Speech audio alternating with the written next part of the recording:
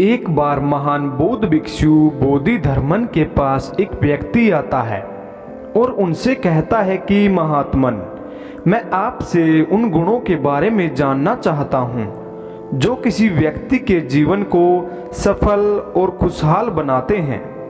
उस व्यक्ति की बात सुन बोधिधर्मन उसकी तरफ बड़े ध्यान से देखते हैं और तब कहते हैं कि सबसे पहले तुम्हें ये जान लो कि कोई भी व्यक्ति इसलिए सफल नहीं होता क्योंकि वह इसकी कामना करता है, बल्कि इसलिए होता है क्योंकि वह इसे कमाता है। हर व्यक्ति सफल होने की कामना करता है, लेकिन यह मिलती उसे ही है जो इसके काबिल होता है। यह सुन व्यक्ति कहता है कि महात्मन, मुझे यह असफलता बहुत बुरी लगती है। मैं जब भी असफल होता हूँ मुझे बहुत दुख होता है। मैं भीतर से पीड़ा का अनुभव करता हूँ। यह सुन बोधिधर्मन कहते हैं कि सबसे पहले तुम यह समझो कि योगी संस्कृति में सफलता और असफलता जैसा कुछ नहीं होता। जो व्यक्ति इस जीवन को एक विशाल संभावना की ओर मात्र एक सीढ़ी के रूप में देखता है, उसके लिए कोई असफलता नहीं होती। जो इंसान जीवन में घटने वाली साधारण घटना को भी अपना लक्ष्य बना लेता है, वही जीवन में सफल या असफल होता है। यदि कोई व्यक्ति इस जीवन को एक विशाल संभावना की सीढ़ी के रूप में देखता है और अगर उसके साथ कुछ अच्छा होता है तो उसे वह अपनी भलाई के लिए इस्तेमाल करता है, और यदि उसके साथ कुछ बुरा होता है तो वह उसे भी अपनी भलाई के लिए ही देखता है, इस्तेमाल करता है। देखो, यदि समय अच्छा चल रहा हो, परिस्थिति आपके अनुकूल हो, तो कोई मूर्ख इंसान भी खुश और शांत रह सकता है। लेकिन वही परिस्थिति हमारे हाथ में न हो, बल्कि हमारे खिलाफ हो और हर तरफ से निराशा हमारे हाथ लगे, तो ऐसी स्थिति में भी व्यक्ति को खुश और शांत रहने के लिए अपने भीतर कुछ अलग होना जरूरी है। यदि एक राजा के पास अपने शत्रु राज्य के सेना की तुलना में अधिक सेना है, तो ऐसी स्थिति में एक कमजोर और कायर राजा भी उस युद्ध को जीत सकता है। लेकिन वही दूसरी स्थिति में देखें तो इस युद्ध को जीतने के लिए अद्भुत साहस और हिम्मत व योजना की जरूरत पड़ेगी। अब कहने का अर्थ यह है कि हमारे जीवन में विपरीत परिस्थितियां आएंगी। अब या तो हम उसका उपयोग कर सकते हैं खुद को और भी मजबूत और बेहतर बनाने के लिए, या फिर बैठकर रो सकते हैं। अब इसका चुनाव हमारे समय के हाथ में है और यह नियम हर चीज के लिए लागू होता है। बोधिधर्मन ने उस व्यक्ति की तरफ देखते हुए कहते हैं कि मान लो तुम्हारे जीवन में एक बहुत ही भयंकर घटना घटी, लेकिन यदि चाहो तो इसका भी इस्तेमाल समय के विकास और खुशहाली के लिए कर सकते हो। यदि तुम साफ तौर पर यह देख पाते हो तो कि तुम्हारे जीवन की यह सारी छोटी मोटी घटना एक सीढ़ी है, उस विशाल संभावना तक पहुंचने की चुनना तुम्हें है। बस महत्वपूर्ण यह है कि तुम कुछ भी करो, बस लक्ष्य केवल एक ही है, उस विशाल संभावना की ओर जाना। और यदि तुमने इसे निर्धारित कर लिया तो तुम्हारे जीवन की हर घटना तुम्हारे लिए फायदेमंद बन जाएगी।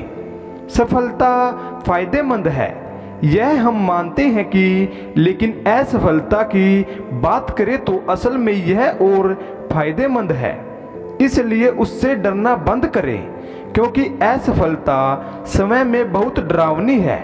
यदि आप इससे डरोगे तो यह आपको और भयानक डरावनी लगेगी।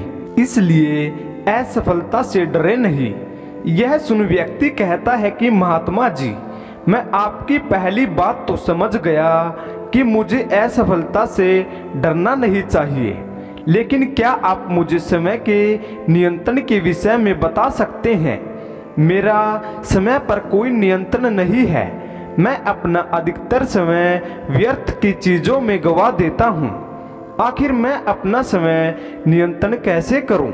यह प्रश्न सुन बोधिधर्मन कहते हैं कि जिसे हम जीवन कहते हैं वह असल में समय और ऊर्जा का एक खास सामंजस्य है। लेकिन दुर्भाग्य से ज़्यादातर लोग इस समय और ऊर्जा के इस खास सामंजस्य को सही तरह संभालना भी नहीं सीख सकते हैं।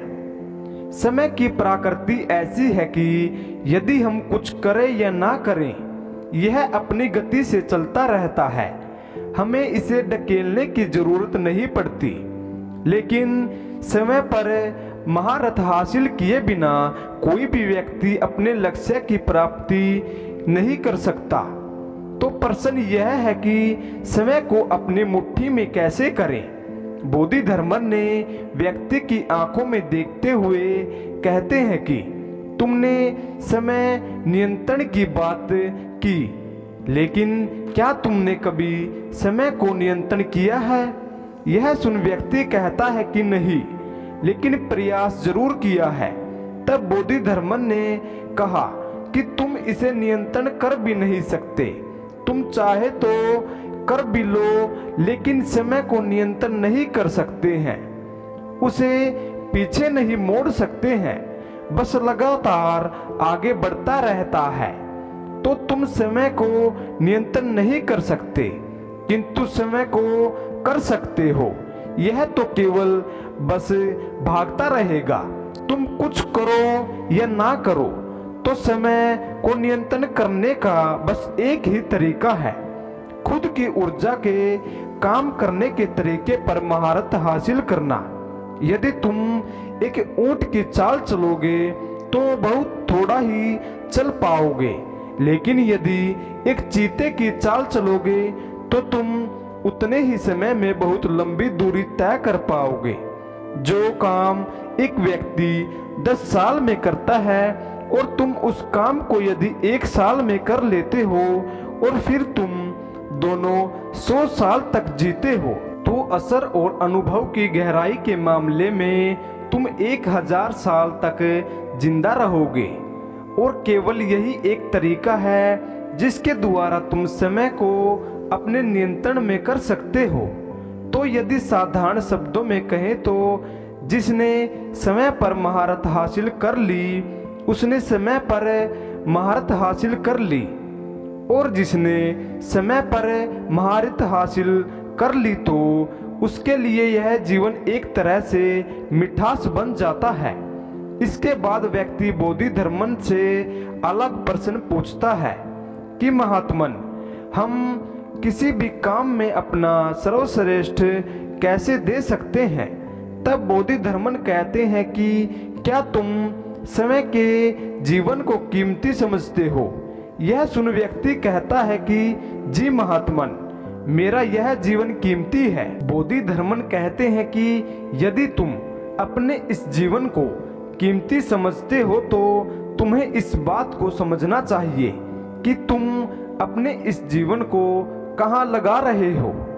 तुम्हें सिर्फ इसलिए किसी काम को नहीं करना चाहिए क्योंकि दूसरे भी इसे कर रहे हैं। जब तुम किसी भी काम में अपना यह कीमती जीवन, समय और ऊर्जा लगाते हो तो तुम्हें केवल वही कार्य को करना चाहिए जो तुम्हारे लिए मायने रखता हो और जैसे करने में तुम्हें आनंद आता है। इस बात से कोई फर्क नहीं पड़ता कि कोई काम फायदेमंद है या नहीं। यदि उस काम को करने में तुम्हारा दिल नहीं है तो तुम उसमें कभी अपना सर्वश्रेष्ठ नहीं दे पाओगे।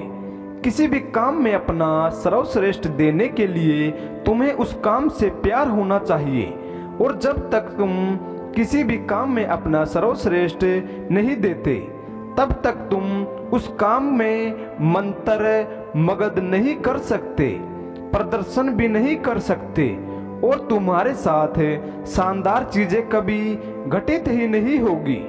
दुनिया का तुम चाहो तो कोई सा भी एक काम करो, यदि उस काम के प्रति तुम पूरी तरह समर्पित नहीं हो तो तुम कभी भी कोई महत्वपूर्ण काम नहीं कर पाओगे। हो सकता है उस काम से तुम रोज रोटी कमा लो, लेकिन उसमें अपनी न तो कोई छाप छोड़ पाओगे न कोई अलग छवि बना पाओगे। बोधिधर्मन ने आगे कहा कि तुमने महाभारत के महान योद्धा अर्जुन के बारे में सुना होगा। वह व्यक्ति तीर को निशाने पर लगाने के अलावा कोई और काम नहीं जानते थे। उनका पूरा समर्पण केवल तीर के निशाने पर मारने पर था और वह तीर को ऐसा निशाने पर मारते थे जैसा कोई नहीं मार सकता था, और इस कारण वह अपने समय का श्रेष्ठ धनुर्धर बन गए। तो कहने का अर्थ यह है कि यदि तुम किसी काम में अपना सर्वश्रेष्ठ देना चाहते हो तो उस काम के प्रति आपके भीतर प्रेम और समर्पण होना बहुत जरूरी है। और जब भी तुम अपने जीवन में किसी लक्ष्य को चुनो तो समय से यह प्रश्न करें कि क्या तुम उस काम को जीवन भर कर सकते हो, क्या तुम्हारे लिए वह काम सच में मायने रखता है।